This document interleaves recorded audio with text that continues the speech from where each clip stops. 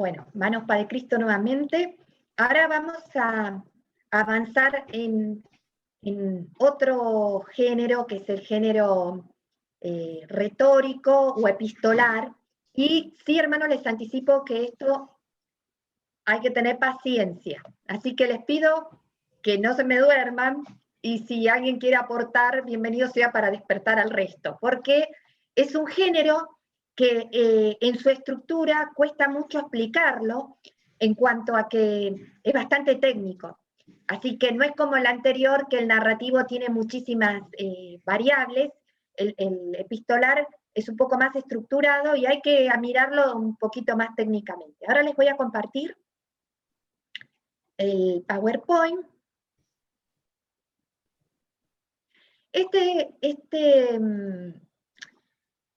Este tema se llama análisis retórico, análisis o género epistolar. Esperen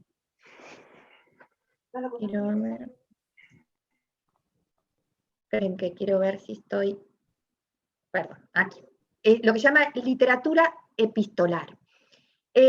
Vamos a estructurar la clase, en primer lugar, viendo el marco teórico de cualquier carta greco-romana y las cartas paulinas. Cuando nosotros nos acercamos al texto bíblico, siempre, sea lo que sea que vayamos a analizar, tenemos que ubicarnos en el momento en que ese texto se escribe y en sus prácticas. Cuando nosotros decimos las cartas grecorromanas, es porque estamos hablando que estaba el Imperio Romano, pero tenía toda la influencia helenística de los griegos, y que eso era el día a día que vivía la gente. Y esa forma es la que adoptó el apóstol Pablo para transmitir sus cartas. Y luego, este marco teórico lo vamos a ver mucho más detallado en lo que es la carta de Filemón. Primero, es importante entender la importancia que tiene el género epistolar, porque una de las cosas que suele pasar con el género epistolar es que se toman textos, un conjunto de versículos o hasta inclusive un capítulo, se da la aplicación directamente sobre el conjunto del texto bíblico que tomamos, y nos olvidamos que es una epístola. Y como tienen recomendaciones prácticas, porque las epístolas se dan en un contexto de una iglesia primitiva que se estaba organizando y que se estaba esparciendo, por lo cual tenemos cartas a iglesias que estaban empezando, iglesias muy maduras, iglesias con problemas, referentes de Pablo de diferentes lugares donde había estado, cartas donde Pablo estaba en la cárcel, cartas donde Pablo estaba en una ciudad y ahí las escribía. Son contextos muy variados, pero forman parte del análisis epistolar, no podemos alejarnos de ellos. La Biblia, que tiene 66 libros, 27 son del Nuevo Testamento, pero hay 21 libros que son epístolas. Es un contenido muy alto de epístolas. Y cuando vamos a ver de quién es su autor, mayormente vamos a ver que tenemos 13 epístolas de las 21 que son paulinas. Y tienen todo lo que nosotros vemos desde Pablo en la organización, la doctrina, las prácticas eclesiales, las recomendaciones, los consejos, están muy fuertemente en todas estas epístolas. Y si miramos el alcance de las epístolas, el género narrativo a nivel Biblia aproximadamente representa el 45%.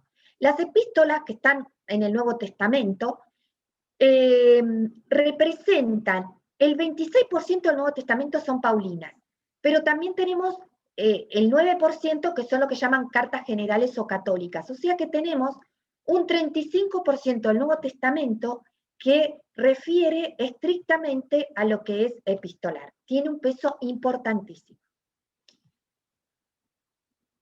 Ahora, Algunos dicen carta y a otros dicen epístola. La realidad es, la epístola sería el término que se utilizaba cuando alguien hacía un escrito con una enseñanza moral dirigida a un público. Y que la idea era que esa epístola se leyera en voz alta a ese público. Es como si hoy nosotros dijéramos, grabamos un audio, no sé, el culto por Zoom, lo subimos a Facebook, queremos que todos lo vean. Bueno, en diferentes contextos, la epístola tenía un poco ese carácter. La carta era una comunicación que se daba entre un remitente y un destinatario, pero más comunicacional. En realidad, hoy hablar de cartas o epístolas es indistinto. ¿Quiénes las escribían? Las podía escribir el mismo autor. Pablo identifica las cartas que él escribió con su propia mano, o las podía dictar y otros las escribían. Esto está señalado en el texto bíblico. Y no es casualidad. Tiene una intencionalidad. Da mucha información tener detalles de cómo se escribió esa epístola. Por ejemplo, Pablo en varias oportunidades puso: yo, Pablo, escribo esta salutación de mi propia mano. Se lo escribe a la iglesia de Corintios, en un contexto de gran conflicto. Y esa determinación de Pablo de dejar sentado que lo escribe con su propia mano es un mensaje que le estaba dando a la iglesia. Cuando le escribe a los Gálatas pasa lo mismo. Fíjense, le dice: mirad con cuán grandes letras os escribo de mi propia mano. Esas grandes letras estarían en el manuscrito que Pablo escribió, pero el problema que había con la iglesia de Gálatas era muy manifiesto, era un problema de los judaizantes. Entonces, Pablo no dice, lo escribió otro, yo mismo me estoy poniendo como relator de esta carta porque quiero aplicar, quiero convencerte, quiero explicarte cuál es el camino de la salvación. Y después, cuando vemos, por ejemplo, en Segunda de Tesalonicenses, también lo vuelve a resaltar. Y en Colosenses. Cuando era dictado, se también quedaba sentado en la carta. Cuando Pablo escribe la carta a los romanos, le dice: yo, Tercio, que escribí la carta, os saludo en el Señor. Un tema de análisis bíblico sería: ¿por qué Tercio escribió la carta? Generaría una curiosidad. Los otros temas, más allá de quién la escribe, vienen con los aspectos retóricos. La retórica, hermanos, no es una mala palabra, porque es una técnica para expresarse de manera de producir una persuasión en el destinatario. Y cuando alguien leía una pieza retórica, en este caso las epístolas de Pablo, que son lo que vamos a analizar acá, eran piezas retóricas, se valoraba la autoridad del autor. Y me voy a anticipar. Pablo en algunas oportunidades tuvo que decir apóstol de Jesucristo y en otras no. Por otro lado, se valoraba la calidad del escrito y por otro lado se valoraba el efecto que esa pieza retórica iba a dar en el público.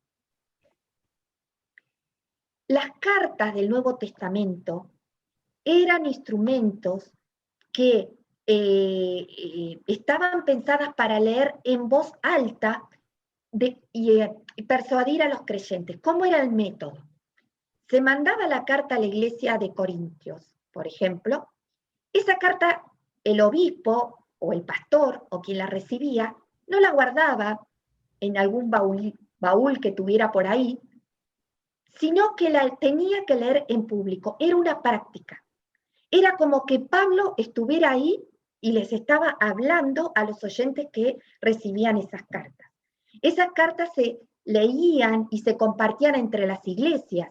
No era un solo destinatario. Muchas de esas cartas iban pasándose de iglesia en iglesia. Si nosotros hablamos iglesias de regiones, no había una iglesia en una región, había muchas iglesias. Y la carta era la representación de Pablo trayendo un mensaje divino.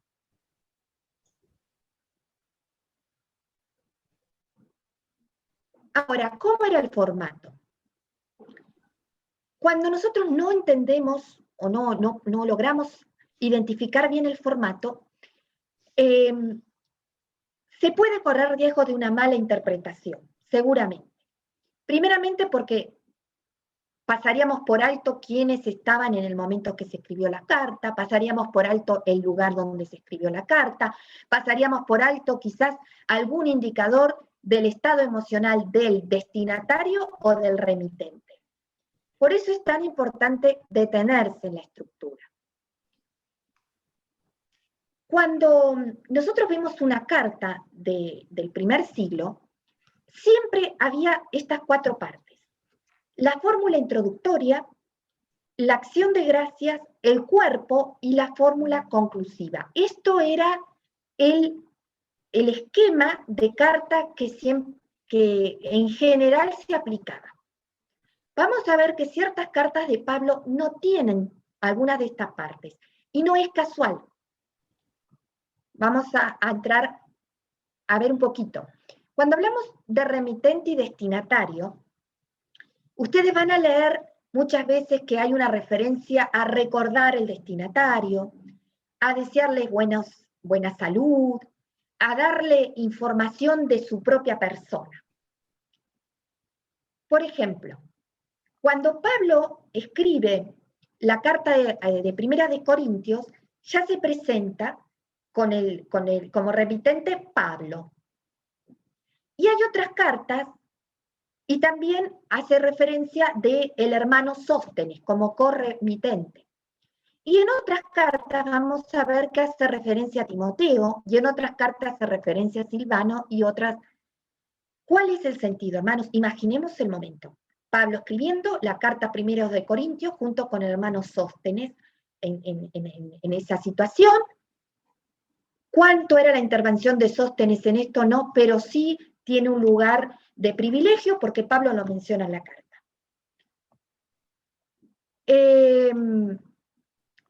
Cuando habla del título de autoridad, esto no es un tema menor y la pregunta sería, hay momentos que Pablo se presenta como apóstol de Jesucristo y otras veces se presenta como siervo de Cristo Jesús y otras se presenta como siervo de Dios.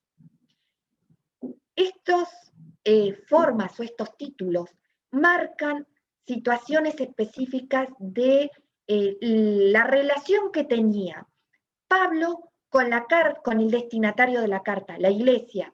Mayormente las cartas de Pablo son todas dirigidas a la iglesia, al pueblo de Dios. Cuando Pablo hace referencia a su apostolado, sobre todo si lo miramos en cartas donde había conflictos, vamos a ver que se ve en la necesidad de marcar el nivel de autoridad. En otras cartas, él no quería sacar su credencial de apóstol y se presentaba como siervo de Cristo Jesús. Si nosotros conocemos bien esa epístola, el contexto de Pablo, dónde la escribió, cuál era su estado emocional, que todo eso lo podemos lograr a través del análisis epistolar, vamos a entender muchísimo más ya desde cómo comienza la carta. Luego viene el destinatario. La mayor parte de las cartas están destinadas a la iglesia, y muchas veces Pablo se refiere a los santos. En algunas menciona a la iglesia, en otros menciona a los santos, y en el caso de Juan, en algún momento habla de la iglesia como la señora elegida, le da como una distinción particular.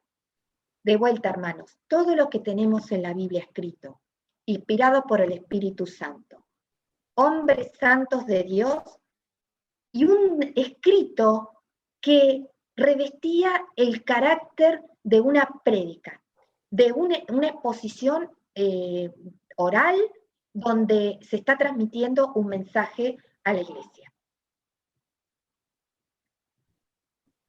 Y luego viene el saludo. Acá Hermanos, es algo interesante porque si uno le dice a la iglesia de hoy, ¿cómo nos tenemos que saludar? Y algunos, cuando yo era chica, de parte de uno de mis abuelos, siempre decían paz del Señor. Y nosotros decíamos paz de Cristo. Y después decíamos Dios te bendiga, y otros decían bendiciones. Y así había diferentes posturas. ¿Saben qué? Si analizamos las cartas paulinas o las otras cartas que son referentes nuestros para decir, a ver cómo saludaban los apóstoles, vamos a encontrar variantes. Pablo utilizó el shalom, que era típico de la cultura judía. El judío se saludaba shalom, pero él hizo una adaptación y le agregó gracia y paz. Entonces, él va a saludar y va a decir, gracia y paz a vosotros, de Dios nuestro Padre y del Señor Jesucristo. Y por ejemplo, luego le sumaba un recuerdo de a quien le escribía la carta y le decía como un reconocimiento, como unas palabras de cercanía, como diciéndole a los tesalonicenses, me acuerdo sin cesar de las obras de vuestra fe. Hermanos, yo lo leo y yo me veo a Pablo y a la iglesia de los tesalonicenses leyendo esa carta y dice, Pablo se acuerda de nuestras obras de fe, del trabajo de amor, de nuestra constancia en el Evangelio. Fíjense qué profundidad era el mensaje que Pablo le transmitía a los tesalonicenses. Me acuerdo de ustedes, pero con todas estas virtudes. Y a veces se agregaba como una ampliación.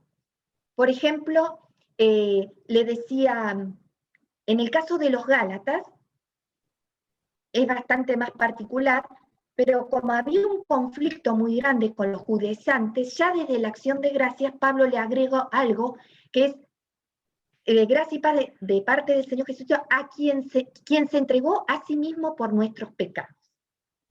Porque ya está dando un contexto teológico que va a ser el debate de la carta de los Gálatas.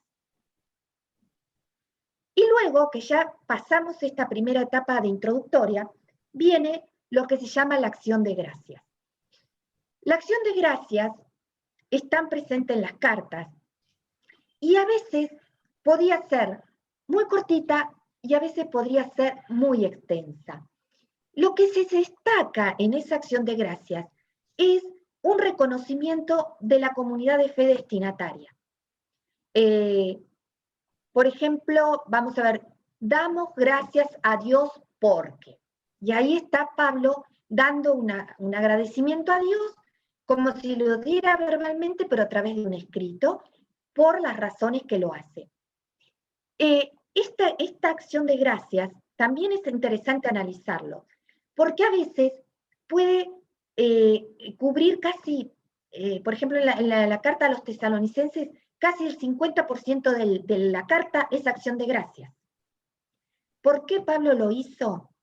Hay que estudiar bien tesalonicense, pero había una intencionalidad. ¿Por qué desbordaba tanto la acción de gracias de Pablo?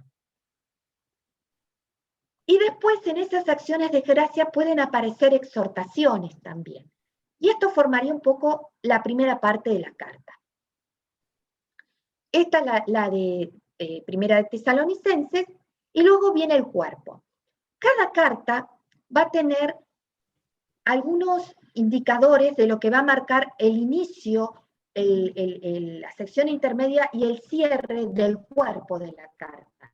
Aquí no lo vamos a entrar a analizar porque tiene sus particularidades, pero sí hay frases y, de paso, hermanos, les digo, si van a analizar una carta, estudiar la estructura de la carta es importante.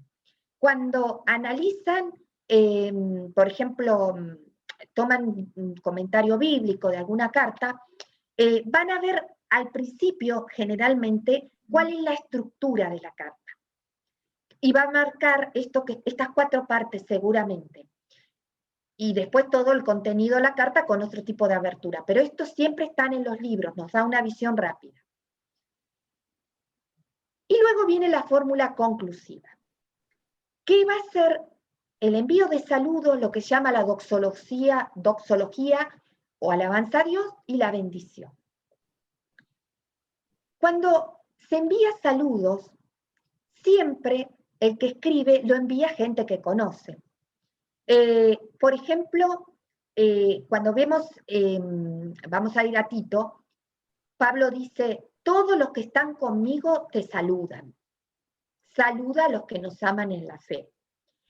Presupone, Tito, se supone quizás que ya en la introducción de la carta había referentes de quiénes estaban en ese momento con Pablo cuando escribió la carta a Tito. Por ejemplo, cuando le escribe a los filipenses, dice, todos los santos te saludan, especialmente los de la casa de César. ¿Qué aporta para la exégesis bíblica o la interpretación bíblica estos conocimientos? Hermano, hay que investigar quién era la casa de César. Cuando Pablo dice, todos los que están conmigo, bueno, ¿cuál era el contexto? Todo eso forma parte de la investigación bíblica. Por supuesto, hermano, les dije, esto a futuro y de a poco, con paciencia. A lo mejor para el trabajo de ahora no, pero ya son indicadores que todo esto está en el texto bíblico. Y cuando vamos a lo que es la conclusión de la carta, fíjense que en Romanos utiliza al único y sabio Dios sea gloria mediante Jesucristo, en Filipenses al Dios y Padre nuestro sea la gloria. Pero fíjense en esto que yo les decía, cómo es que a veces no hay una regla para decir cómo se tiene que dar la despedida. Porque en algún momento Pablo utilizaba la gracia de nuestro Señor Jesucristo sea con vosotros. En otro momento dijo, la gracia esté con vosotros. Y no mencionó al Señor Jesucristo. En otros lo complementa con el ósculo santo o el beso santo. ¿Saben por qué? Porque cuando ustedes analizan estas cartas, estaba la iglesia reunida, en voz alta se leía que era como el mensaje de Dios que era enviado a través del apóstol Pablo, y cuando concluían, los hermanos celebraban esa nueva buena que llegaba a través de una carta, y hasta formaba parte como de la liturgia esa lectura de la carta. Por eso dice, Pablo en alguno dice, saludaos con ósculo santo, y no lo dice como un mandamiento de cómo la iglesia se tenía que saludar, sino que lo tomó como algo natural. Era la forma de la cultura que cuando terminaban de una reunión o una lectura, se saludaban con un beso. Bien, hermano, esto que vimos ahora, muy aceleradamente, es el género epistolar. Ahora lo vamos a ver en el libro de Filemón. Pero yo quisiera, hermanos, que despertar, como me generó a mí, si yo no hubiera si no hubiera tenido la obligación, porque les digo que me ha tocado investigar este tema, y se me hizo la luz. Dije, yo nunca, bueno, ¿quién es el remitente? ¿Qué significado tendrá? Si saluda la gracia y la paz, sí, es lo mismo. Pero si estamos pensando que son textos bíblicos, inspirados por el Espíritu Santo, escritos por el apóstol Pablo, el apóstol de los gentiles, dirigidos a iglesias que se estaban formando, que son nuestros hermanos que nos anteceden. Entonces, no hay nada casual, no es por accidente que Pablo escribía de una forma o escribía de otra. Eso forma parte del análisis de la interpretación bíblica. Al principio, miren, ahora vamos a ver Filemón. Hay una referencia a un tal Arquipo. Ese Arquipo está referenciado en la carta a los Colosenses. Si nosotros en el escrito de Pablo, inspirado por el Espíritu Santo, no hubiéramos sabido que Pablo hace referencia a Arquipo, no hubiéramos sabido que la carta a Filemón se escribió a Filemón, que era una persona de golosas. Por eso, hermanos, nada es casual. Todo, bíblicamente, todo tiene una intención. Hasta las "y" que nosotros vemos en los textos bíblicos, en el griego tiene una importancia y una gran relevancia. A lo mejor en español a veces no nos damos cuenta. Así que, hermanos, si no hay, quiero hacer un espacio de preguntas para ir a Filemón. Va a ser más corto.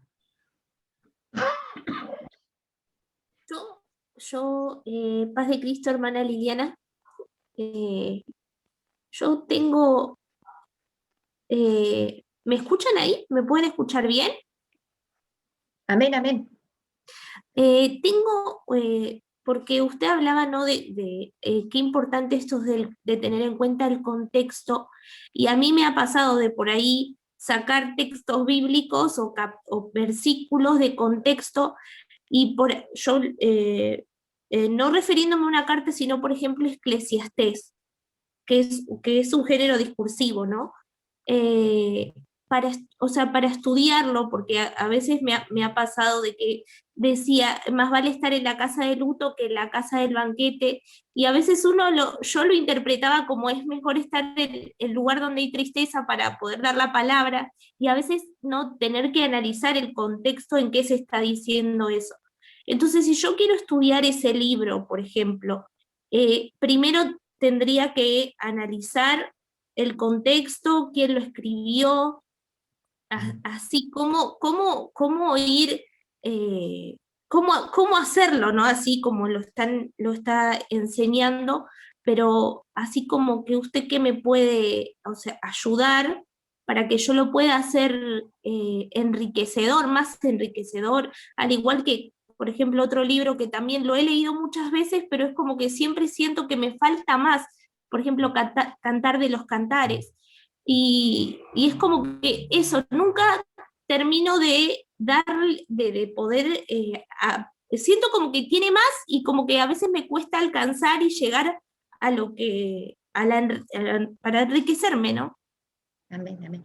Bueno, justamente esos dos libros son de otros géneros, y esos Sí. géneros trabajan otro método de análisis. Este método que estamos viendo es epistolar. El contexto, lo que vimos tanto del narrativo como el epistolar, tiene su propio método. Yo les decía antes, si tienen que analizar un salmo, no sería estos métodos. Hay otros métodos para analizar. Estos, los dos libros que mencionás, son libros más del alcance sapienciales o poéticos, habría que ver dónde están clasificados, y ahí ver cuál es el método que se puede aplicar. ¿Por qué? Porque hay un consolidado, querramos, no el Cantar de los Cantares, pero si vamos a Eclesiastés, de sabiduría, de vivencias de un sabio. Y eso se analiza de otra forma. Tiene otros métodos de análisis, otras herramientas, porque no habría un común denominador. Vos fíjate que vas leyendo, mejor estar en la casa de duelo que en la casa de fiesta, y así vas viendo los contrastes constantemente. Eso no está dado en contextos, porque va variando. Pero sí hay herramientas para analizar. Te podríamos pasar algo de esto, para que lo puedas trabajar. Amén. Ok. Pero uno quiere, como esto lo que usted está enseñando, ¿no? Enriquece a uno al texto bíblico a poder aprender un poco más y darle un significado más profundo. Así que eso Claro. también, o sea, hace rato tenía esa pregunta, pero bueno. Bueno, sería un buen tema para ampliar en un cuarto año, por ejemplo, otros métodos, porque en la Biblia tenemos un 45 de narrativo, en el Nuevo Testamento tenemos un 35 epistolar, pero después hay otros intermedios que también son buenos de analizar: los salmos, los poéticos, los sapienciales, que tienen otra forma, y ni hablar los proféticos. Pero bueno, está buena la consulta, hermana, lo podemos tomar en consideración, y de hecho te vamos a aportar información para que avances con esos análisis. ¿Otra pregunta, hermanos? Amén. Bueno, hermana, yo más que pregunta, quiero hacer un comentario, ¿no? No sé si me escucha. Amén, hermano. ¿Se me escucha, hermana? Bueno, Sí, Dios sí, la bendiga, hermano. hermana. Este, yo sé, ¿no? Yo tengo poca Biblia leída. Soy una persona grande, ¿no? Pero tengo muy poca Biblia leída. La verdad que he desaprovechado mis años, lamentablemente, y cada, yo veo que acá cada uno tiene distintos niveles de conocimiento. Algunos captan más. Por la primera parte que usted habló, yo no, prácticamente no podía aterrizar. La verdad que trataba de captar algo y que me quede algo y casi no lo lograba. Ahora esta parte de la parte de las epístolas un poquito ya me fue un poquito más entendible para mí, más fácil, porque eh, con respecto a las epístolas en este caso, yo no sé si Pablo, como algunas cosas un poco conozco, no sé si Pablo alguna vez escribió alguna carta fuera de la cárcel, porque Pablo casi siempre era un hombre muy perseguido.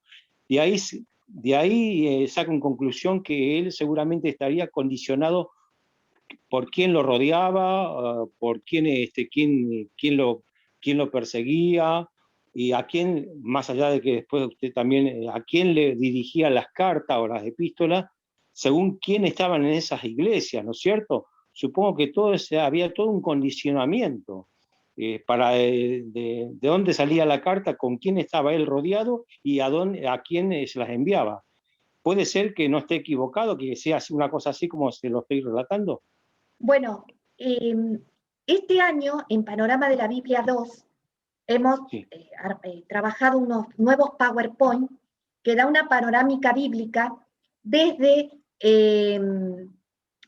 el recorrido de todo lo que era la iglesia primitiva, el apóstol Pablo, el primero, segundo, tercer viaje misionero, relacionado desde esos viajes misioneros, qué carta fue escribiendo, y cuando, a pesar de que él estaba en viajes misioneros, también estuvo preso en algunos de esos viajes y también escribía.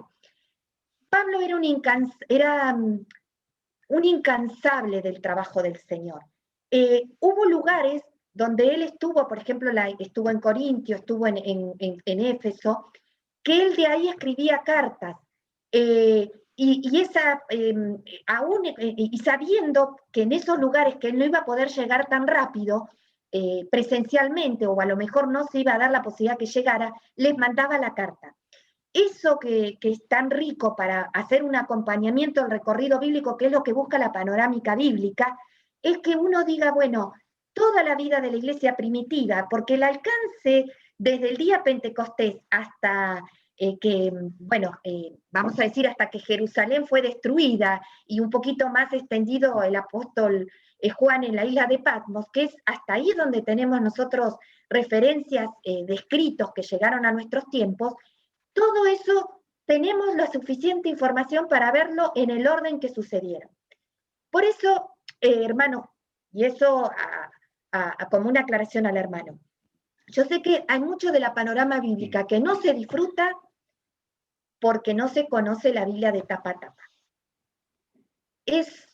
Y bueno, usted, hermano, aclaró las razones, dice, no he podido disfrutar esas lecturas porque mi vida se malgastó quizás, pero otros hermanos jóvenes que han nacido del Evangelio pudieran tomar esa lectura, ese deleite desde chiquitos. Todo empieza en esa sed de conocer a Dios.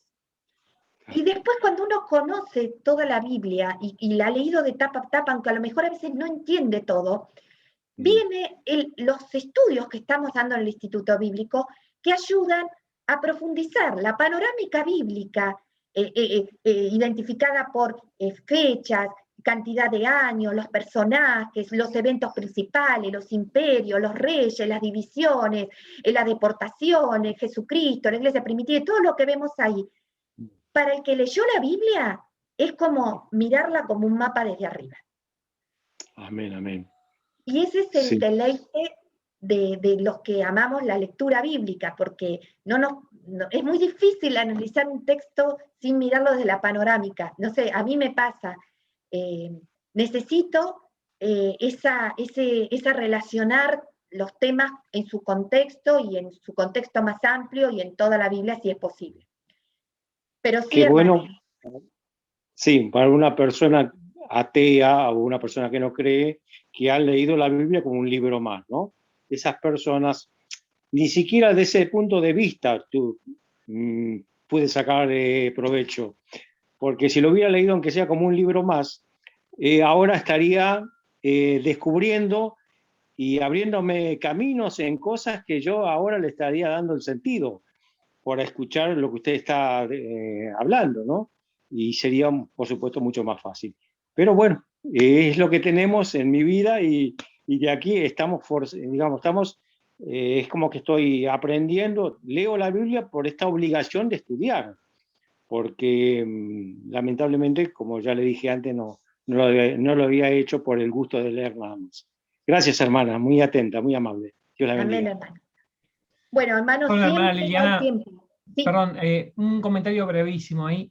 Yo entiendo de que nos cuesta esa costumbre de tener la lectura de la Biblia como algo importante, y nosotros como estudiantes de la Biblia deberíamos tener un programa, un plan de lectura que, a ver, los que más leen debería ser una vez por año, dar vuelta a toda la Biblia, o leer, no sé, durante un año 5 veces todo el Nuevo Testamento, o cosas así. Digamos, la Biblia hay que leerla así, y no importa cuántas veces uno la lee, porque uno va siguiendo y encontrando cosas. Pero además de eso, y después se los podemos compartir, hay, por ejemplo, hay una página de internet que se llama Proyecto Biblia, que ustedes buscan ahí y tienen para cada libro de la Biblia, tiene una breve explicación de menos de 10 minutos, tipo con dibujitos animados, cosas así, muy, muy fácil de leer, que yo cada vez que voy a leer un libro de nuevo, voy y me lo miro, digo, porque seguro que hay algo que ya no me acordaba de lo que estudié cuando estudié, digamos, fíjense, digamos, ustedes dicen, pero ¿necesitas verlo? Y posiblemente no, pero siempre que puedo, si no hago eso, porque eso es cuando estoy vago, porque a lo mejor estoy leyendo a la mañana y no quiero ponerme a estudiar, pero si no también los comentarios bíblicos y todas esas herramientas que hay que nos enriquecen. Entonces, la Biblia se lee así, no se lee tratando de cumplir el programa, ¿no? Es decir, la leo y digo, ¿y por qué está diciendo? ¿Y quién dijo esto? ¿Y quién era este hombre? ¿Y quién era Jeremías? ¿No? Hay que preguntarse eso, porque si no, si uno no entiende toda la novela, es aburrida. ¿No? Es como cuando miran una película. Es decir, están mirándola desde el minuto que está casi por terminar o en el medio y no entienden nada. ¿Por qué? Porque nos falta el contexto. Entonces, el contexto también hay que dárselo y hay que ponerlo con herramientas, y hay muchas herramientas muy fáciles. O sea que en realidad, digamos, valoro ¿cómo se llama el hermano Hugo? Víctor Hugo. Valoro su honestidad brutal, digamos, para decir esto, pero es lo que le pasa a muchos. No se preocupe, de todos modos, es importante que esté estudiando, pero bueno, hay que poner metodología a esto también. Perdón, hermana Liliana, no interrumpo. No, excelente. Muy difícil, hermano, igual, con la ayuda del Señor y con la autorización del obispo Adrián, en algún momento vamos a lanzar el desafío 30-18, que es la lectura de los textos bíblicos en 18 meses, toda la Biblia. Lo habíamos hecho hace 2 años y gracias al Señor hubo muchos hermanos que llegaron al final, porque es una cantidad de texto bastante accesible y bueno, si uno tiene, digamos, disciplina, puede concluir en 18 meses la lectura y tiene una visión panorámica. Así que bueno, hermanos, voy a compartir lo de Filemón, esto va a ser más corto. Si alguien leyó el libro de Filemón, lo que voy a explicar los va a enriquecer. Si nunca leyeron la carta de Filemón, bueno, va a pasar así como una reseña más. Así que bueno, aquí vamos, hermanos, a ver a Filemón.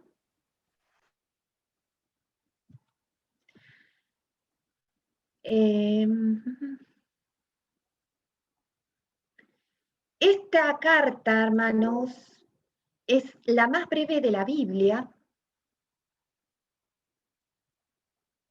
y a mí me ha sorprendido, porque una cosa es la lectura de la carta y otro fue el análisis de la carta desde el género literario, que es el epistolar.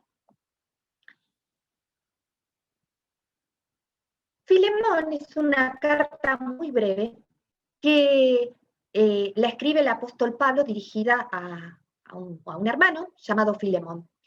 Ahora vamos a ver los detalles. Guarda esta estructura, es una de las cartas que más refleja la estructura epistolar de la introducción, la acción de gracia, el cuerpo y la fórmula conclusiva. Cuando habla del remitente, Pablo se presenta como prisionero de Jesucristo y también el hermano Timoteo. Timoteo como corremitente.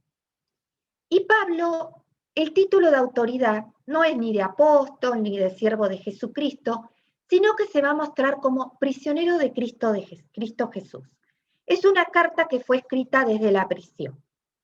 Una carta, hermanos, no es un accidente que Pablo escribiera prisionero de Cristo Jesús. Ahora lo vamos a entender un poquito más cuando analicemos la carta. Filemón, cuando ustedes leen el título, dicen, esta carta está dirigida a una persona individual que se llama Filemón. Y cuando leen en internet y googlean, dicen que es la única carta que está dirigida en forma exclusiva a una persona. Sin embargo, la carta, y mirando los destinatarios, no dice que está dirigida a una sola persona. Está dirigida a Filemón, a la hermana Apia, a Arquipo y a la iglesia que está en tu casa. ¿Qué quiere decir? Que esta es una carta dirigida a una comunidad cristiana. Pero, y recuerden, recibimos la carta a Filemón, Filemón no la puede guardar para él solo. Él la tiene que leer delante de la iglesia porque está dirigida a la iglesia. Aunque el objetivo de la carta es un pedido, un tema específico que se da entre Pablo, Filemón y Onésimo, que ahora vamos a ver quién es Onésimo, aunque ese es el objetivo de la carta se iba a leer en público ante la comunidad de fe. ¿Y por qué?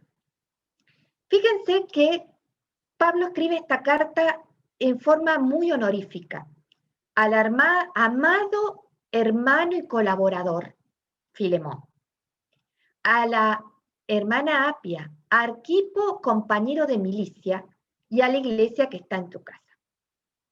Marca bien las características de estas personas a quien está dirigida la carta, pero por descarte están toda la iglesia porque está dirigida a la iglesia.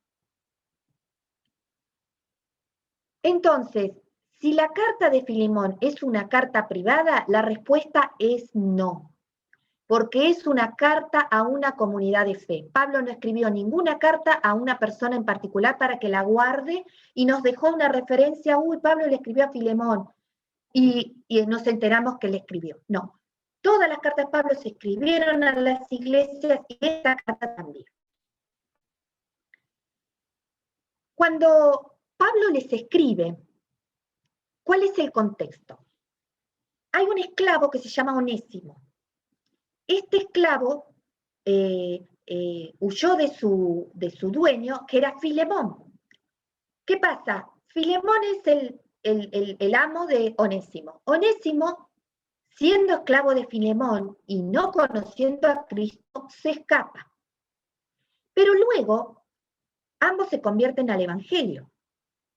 Pero según la ley del momento, Onésimo, a pesar de que estaba convertido al Evangelio, porque eso no tenía ninguna injerencia en el momento que se vivía en el Imperio Romano, ese fugitivo tenía que ser marcado en su frente con una marca que diga fugitivo. No tenemos detalles, muchos detalles históricos en esta carta, pero solamente para reflexionar. Si nosotros tenemos un hermano en Cristo, que es nuestro siervo, se escapa y y no se convierta al Señor, según la ley, bueno, yo lo tengo que marcar. Ahora, ¿qué pasa si esa persona, ese fugitivo, ahora es un hermano en Cristo? la marca de fugitivo era un estigma dentro del Imperio Romano. Entonces, Pablo, esta problemática de decir qué hacemos con Onésimo, se la va a situar en un tribunal que es la iglesia. Entonces él manda la carta, la iglesia se junta en un lugar y se ponen a leer la carta que está dirigida a Filemón y a todo el resto, pero con una problemática que compete específicamente a Filemón, a Onésimo y a Pablo. Entonces, esta fórmula introductoria no es un simple formulismo. Ya desde el principio nos ubica que es una iglesia. Cuando hace el saludo, Pablo utiliza el paz y gracia que viene en las otras cartas y no utiliza recuerdos, no aplica recuerdos anteriores que hay en otras cartas. Pero luego viene la acción de gracia.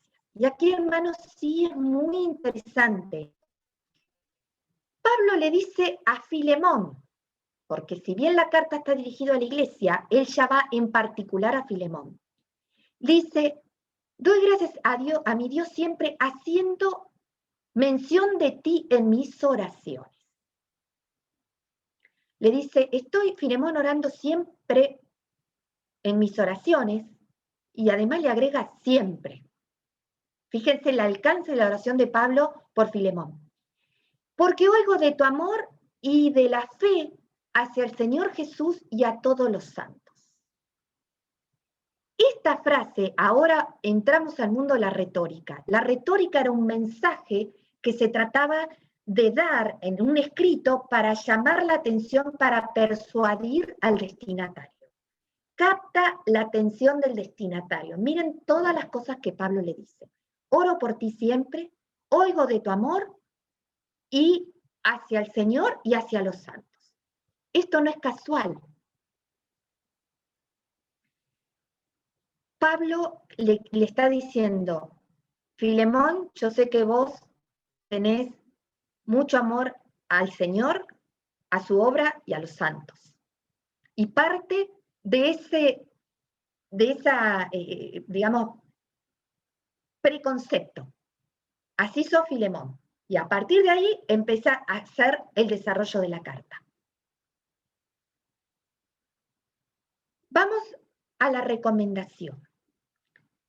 Pablo, en este texto, dentro de la acción de gracias, antes de entrar al desarrollo de la carta, le dice algo. Aunque tengo mucha libertad en Cristo para mandarte a hacer lo que conviene, no obstante, te ruego, siendo como soy. Y después le dice, Pablo, anciano y prisionero de Cristo Jesús. O sea, le puso el contexto más triste de Pablo. Es Pablo, ya lo conocía, lo amaba, anciano y además preso. ¿Por qué esto está escrito así? Este es un discurso de oratoria, de lo que estábamos hablando, las características de la retórica. Está tratando de llamar la atención del público. El público es la iglesia. Y la iglesia está escuchando que le está diciendo, mirá, yo te puedo pedir lo que quisiera, que conviene hacer, pero te dejo que lo decidas vos. ¿Y qué pasa ahí? Lo que está Pablo sacando a relucir es su autoridad apostólica, porque en el contexto sabemos, es un conflicto entre dos hermanos lo que hay que resolver acá, un problema. Y apela a las emociones del destinatario. Y esto que le dice anciano y ahora prisionero de Cristo Jesús no es porque sí, porque le está mostrando a Filemón en la situación que estaba Pablo y también a la iglesia. Y además, cuando lo menciona él, Pablo, se menciona él mismo.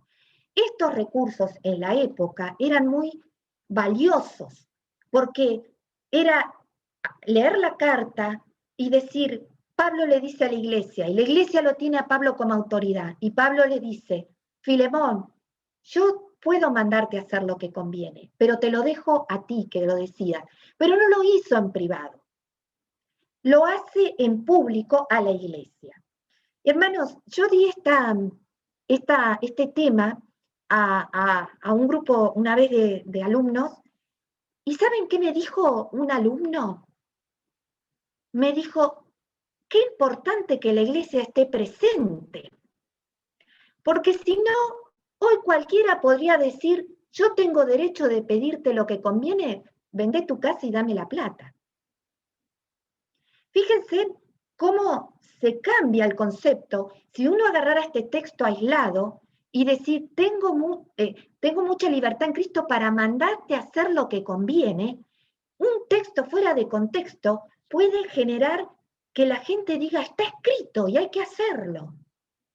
Pero no es este el sentido de esta carta y no es ese el sentido del texto. Y luego viene el cuerpo de la carta. Resalté lo más importante. Onésimo, fugitivo, se convierte en la cárcel. Y Pablo ya lo adopta como hijo. Y le dice a Filemón, te lo voy a volver a enviar. Lo quisiera tener conmigo. Pero bueno, te lo voy a volver a enviar. Y ya no como esclavo. Pablo no tenía el derecho para quitarle digamos, la calificación de esclavo, porque lo era. Pero él le dice, no como esclavo, te lo mando como un hermano amado. Y yo digo, yo soy Filemón y recibo esta carta y me quedo, ¿qué decisión tomo? Porque ya no es un esclavo, me dice, ahora es un hermano en Cristo. Y después Pablo además le dice, si te ha perjudicado, todo lo que él te debe, cargarlo a mi cuenta. Y después le agrega algo más, pero también yo he sido de beneficio para ti en la salvación, también dame ese beneficio de que yo pueda tener esta compensación de Onésimo. Y luego viene el cierre de la carta. Pablo cierra la carta de esta forma. Le dice a Filemón delante de la iglesia, Filemón, te escribo confiado en tu obediencia, sabiendo que harás aún más de lo que te digo. Pero no fue algo descolgado, algo suelto que se imaginó. Ya todo el transcurso de la carta, Pablo iba haciendo una exposición de un problema legal, una iglesia que estaba atenta a lo que estaba pasando y un contexto del evangelio que estaba dado por la salvación de Onésimo, por los derechos que tenía Pablo como apóstol, el recibir a Onésimo como un hermano amado. Y aquí hay algunas cosas interesantes. Cuando dice, harás aún más de lo que te digo, está en imperativo. Siempre acuérdense, hermanos, los imperativos en la Biblia son mandatos. Y entonces Pablo está confiado de que un mandato, él va a hacer más de lo que Pablo le dijo. Y había otro recurso que se utilizaba, que siempre se dejaba como una expectativa en el destinatario de que iba a haber una segunda visita. Y en este caso, aunque Pablo estaba preso, hay varias posturas. Filemón era de Colosas.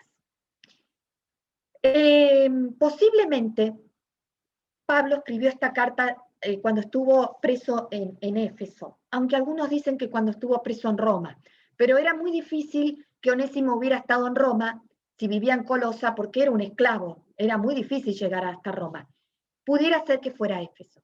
Pero él, si estuviera en Éfeso, tenía más posibilidades de salir en libertad e ir a visitar a la iglesia de Colosas. Y le dijo, prepárame alojamiento, pues espero que por vuestras oraciones os seré concedido. Y cómo concluye los saludos, la alabanza a Dios y la bendición.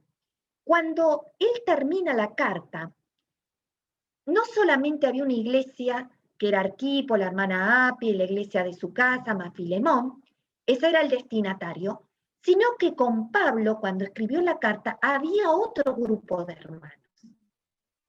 Y Pablo los destaca a Epafras, 4 colaboradores. ¿Y cuál era el objetivo?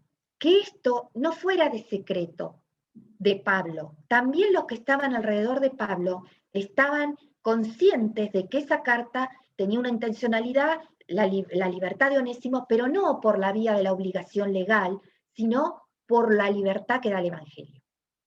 La firma Pablo. ¿Por qué? Porque eso en la época era un distintivo, como una función jurídica que era como que marcaba la validez dentro del ámbito jurídico de la época. Te saluda Epafras, Marcos, Aristarco, Demas y Lucas, mis colaboradores. De vuelta, hermanos. No fue accidental que Pablo ponga a estos hermanos en su carta de despedida. Eran testigos de lo que Pablo estaba escribiendo y la intencionalidad que Pablo tenía en esto, y los destinatarios también están bien marcados con esa intencionalidad. Cierra la carta: la gracia del Señor Jesucristo sea con vuestro espíritu, y se mandó la carta. Pregunta, hermanos.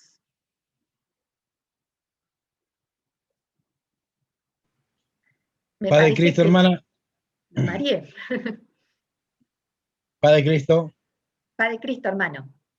Sí, podríamos decir ahí, a mí me había tocado Colosenses 4:2 para trabajar en eso, y bueno, escuchando todo esto, ahí habla de Onésimo, ¿no? En el 4:7, 4:8, y podríamos decir, ahí Pablo hace énfasis en la oración, y como que le estaba ya queriendo avisar a Filemón, ¿no? Porque ahí habla de los amos también, y usted contaba, ¿no? Que entonces ahí como que se podría, está Colosense y Filemón casi juntos, sería lo que pienso yo, ¿no? Sería en esto que es algo nuevo para mí, que es muy difícil, la verdad que, como quien diría, se me explotó la cabeza, se me voló la peluca, en una forma literaria y humorística, ¿no? Pero muy lindo y difícil a la vez, ¿no? Para personas, como decía el hermano Víctor, quizás de otra manera que fuimos aprendiendo, quizás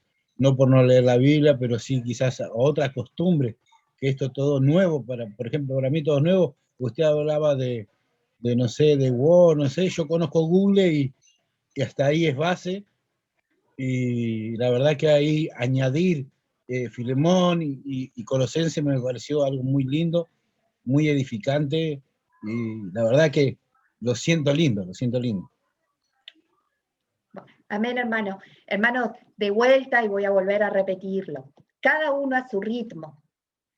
Nosotros tenemos hermanos que pueden navegar en aguas profundas porque conocen mucha Biblia, porque pueden manejar textos, les gusta la lectura. Hay hermanos que están un poco más, como dijo el hermano, yo nunca estuve leyendo en mi vida la Biblia, no la puedo leer en tan corto plazo, pero quiero aprender.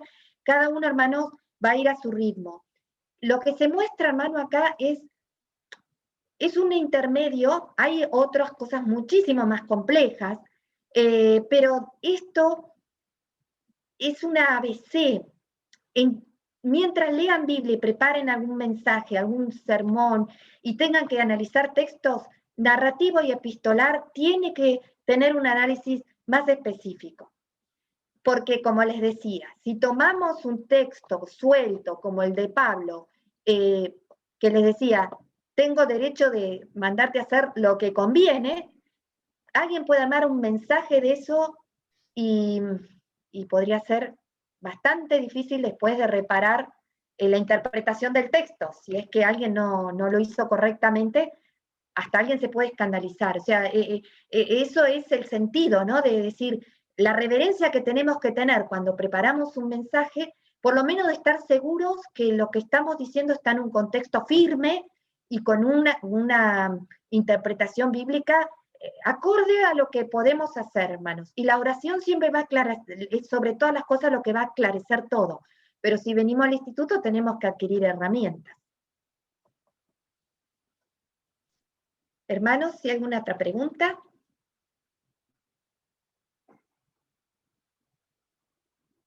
Hermana Liliana, perdón, quiero simplemente hacer un comentario de que lo importante es siempre preguntarnos, ¿no? Es decir, cuestionarnos lo que estamos leyendo, cuestionar al texto y hacernos las preguntas que nos parezcan. Si a veces nosotros no tenemos la respuesta, a lo mejor alguien más nos puede ayudar, ya sea un profesor o algo. Es decir, no se queden con la duda, ¿no? Porque yo esta carta de Filemón, he tenido una discusión una vez con una persona que me decía de que a él le parecía que era una barbaridad esta carta, porque Pablo le tendría que haber dicho de que lo deje libre, porque las personas tienen derecho a ser libres, y lo miraba todo con la visión ahora del siglo XX, digamos, porque nos tendríamos que ir simplemente al siglo XIX, y en el siglo XIX todavía este concepto de siervo, esclavo, y digamos, era totalmente válido en muchos países y en muchos lugares, y de hecho hasta entrado el siglo XX, mucha gente aquí en Argentina se ha criado como criados en la casa de algún poderoso, algún terrateniente, cosas así, y dicen, ¿qué? Y dicen, no, es un criadito, una criadita. Yo lo sé por la gente de campo, que tienen así, y no es un esclavo, más o menos. Y habría que entender también entonces, estudiar un poco qué significaba ser esclavo en el mundo antiguo, que a veces ser esclavo de ciertas personas poderosas era como ser empleado hoy de una poderosa corporación, porque no siempre era tan malo. Digamos, bueno, hay montones de cosas, pero que nos tenemos que hacer la pregunta nosotros, porque si no nos hacemos las preguntas, no tenemos dudas, vamos a terminar haciendo justamente decirle cualquier cosa, como esta persona, una persona bastante instruida dentro de la iglesia, una persona que hasta predicaba, que un día me dice, a mí la carta de Filemón me parece una barbaridad, no tendría que estar en la Biblia porque está haciendo una apología de la esclavitud, me decía. Yo era bastante joven y la verdad que creo que no le supe responder en ese momento. Pero bueno, creo que hay que hacerse las preguntas correctas para poder tener también unas conclusiones adecuadas, ¿no? Nada, era un comentario nada más que con mi experiencia con esta carta en su momento. No, bueno, excelente, es este el camino, hermanos. Siempre está la duda, siempre hay que consultar si es posible, compartir, debatir, hermanos, antes en el pasado había más debates entre los hermanos, se hacía una postura bíblica y empezaban los hermanos a opinar. Eso digamos, en mis antepasados, mis abuelos, no tenían estas herramientas, pero ellos aprendían de ir compartiendo los conocimientos. Si nosotros vamos a la iglesia primitiva tenía también su espacio de repetición, su espacio de los judíos mismos. Eso no se tiene que perder, porque últimamente el conocimiento queda en uno y a veces no fluye, y está bueno, nos juntamos con unos hermanos y compartamos a ver qué piensan de este texto bíblico, qué piensan de este libro. Todos tienen algo para aportar.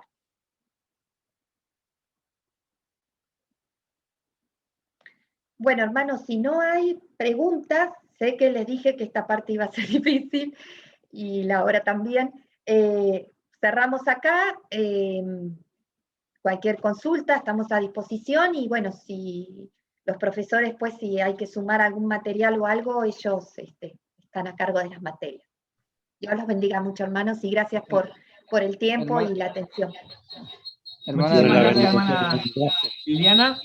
Muchísimas gracias. Yo quiero, dejarle un segundito nada más al profesor, al hermano Leonel, si quiere hacer algún cierre también de su lado. Te doy un instante para que puedas también hacer tu aporte en todo caso. Amén. Muchas gracias, obispo, y excelente también, hermana Liliana. Creo que nos vamos muy enriquecidos y les va a servir mucho para los trabajos. Quiero dar algún consejo concreto para trabajar en la semana, que seguimos trabajando con los trabajos prácticos, para que todo esto ahora puedan decantarlo, como lo vieron en el trabajo de la hermana, en nuestra metodología. Número 1, para trabajar, lo que vimos hoy en esta clase son, como explicó la hermana, los géneros literarios que repartimos en los textos. Los textos que tienen están encajados en estos dos géneros al menos. El que no tiene narrativo va a tener una epístola. Es decir, que todo esto lo puede aplicar ya a su texto. ¿Cómo lo vamos a hacer? Bien, el tip número 1 que hoy aprendimos, que es el común denominador en tanto Jeremías como en Filemón, fíjense la importancia del contexto del libro. Si ven la clase que viene vamos a profundizar en todos los tipos de contextos que hay, como yo le vengo pidiendo, al menos creo que le venimos pidiendo en ambos cursos, desde el principio, hermanos, recomendamos que vayan ya leyendo el libro completo, ¿sí? Ya sea que le tocó un evangelio o una carta. Entonces, esto le va a facilitar la tarea para responder a la tarea que van a tener para esta semana, que no sé si está ahí para compartir la pantalla, pero si no, se los digo muy fácil porque está en el punto C. Cerramos con esto el módulo 2 de análisis literario. Sería el análisis de género. Yo te comparto, dame un segundito que lo busco de nuevo. Sería el análisis de género, en donde está diferenciada las preguntas. Y es más, muchas de las cosas que habló la hermana Liliana hoy, si bien tal vez no están especificadas con esa categoría o con esos nombres, son tal cual así. En el género epistolar van a encontrar indicaciones en ese cuadro de responder a determinadas cosas que ahí van a ver en pantalla que está compartiendo el obispo Adrián. A ver, punto C. Del módulo 2. Del módulo 2. Acá. Entonces, esto mismo hoy lo vamos a empezar a aplicar esta semana para la semana que viene como tarea. Los que tienen género narrativo van a responder a estas preguntas. ¿Cuál es el conflicto del relato? ¿Quiénes son esos personajes? Todas esas preguntas que hicimos a Jeremías, por ejemplo, y cuando los que tengan el género epistolar, fíjense que en sí está desarmada, desmembrada un poco la estructura que hoy vimos de estas 4 partes, pero que está respondido acá. Van a responder a cuál es el autor. Todo viendo el texto, hermanos, ¿eh? ¿Quién es el receptor? ¿Aparece en la carta? Bien. ¿Cuál es el propósito de la carta? ¿Quién la escribe? ¿A quién le está escribiendo? Identificar el conflicto, como en el caso de Filemón, de esta petición que se le está haciendo porque se le escapó un esclavo que era su hermano, además. ¿Qué estructura? Bueno, básicamente ahí cierra con... cuando respondan estas preguntas van a encontrar y van a visualizar ustedes en sus respuestas una estructura. Esa debería ser la estructura del género propio que tiene cada uno, ya sea el narrativo o el epistolar. Sería eso, remarcar eso y sí darles esa recomendación de leerlo en el contexto de todo el libro. Esta semana pueden hacer ese trabajo que les va a venir muy bien de leer, algunos que no lo han leído todavía, meterse en toda su carta, porque si no, como vimos hoy, el jugo que se le pudo sacar a esa investigación vino mucho de las fuentes internas, en el caso de Jeremías, como Filemón, solamente que Filemón tuvimos la ventaja, o hay una ventaja que el libro es un capítulo solo. Entonces, el contexto al leer un capítulo solo ya lo tengo resuelto. En Jeremías se tuvo que leer la hermana seguramente todo el libro. Así que eso les va a servir mucho, ir respondiendo esas preguntas, ir viendo lo que está alrededor de su texto y leer todo su libro. Perdón que tomé un minutito más, era para aclarar eso y ya que estaba les doy la tarea para la semana que viene.